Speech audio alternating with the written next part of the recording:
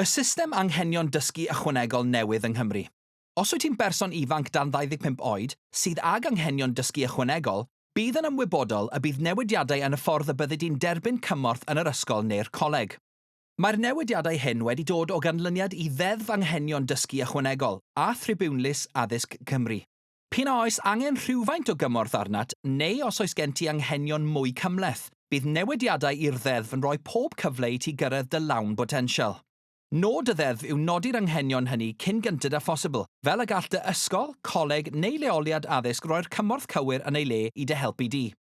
Bydde di, dy rhieni neu ofalwyr yn cael y cyfle i wneud penderfyniadau a dweud dy ddweud ar y ffordd orau o dy gefnogi wrth i ti ddysgu.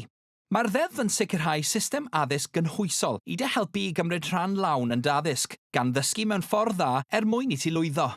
Os oes gen ti anabledd neu anhawster dysgu sy'n gofyn am ddarpariaeth dysgu ychwanegol, bydde di'n cael dy ystyried yn unigolyn sydd ag anghenion dysgu ychwanegol.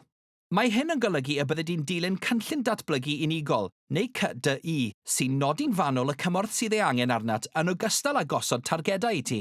Os oes gen ti, dy rhieni neu ofalwyr unrhyw bryderon am dy addysg, bydd proses glir ar waith mwyn mynd i'r afael â nhw, neu i apelio penderfyniadau. Mae staff mewn ysgolion a cholegau yn dy ardal wrth i'n derbyn hyfforddiant, fel bod ganddyn nhw'r sgiliau sydd eu hangen i weithredu'r newidiadau yma hefyd. Bydd gan bob ysgol a choleg gydlynydd anghenion dysgu ychwanegol, a fydd yn sicrhau bod darpariaeth ddysgu ychwanegol yn ei lle.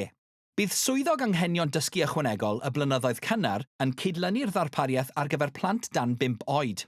A bydd y swyddog arweiniol clinigol dynodedig addysg yn helpu i sicrhau fod y gwasanaethau iechyd ac addysg yn cydweithio'n effeithiol. Nod yr holl newidiadau hyn yw sicrhau dy fod di'n derbyn y gefnogaeth gywir, fel dy fod di'n gallu ffynnu.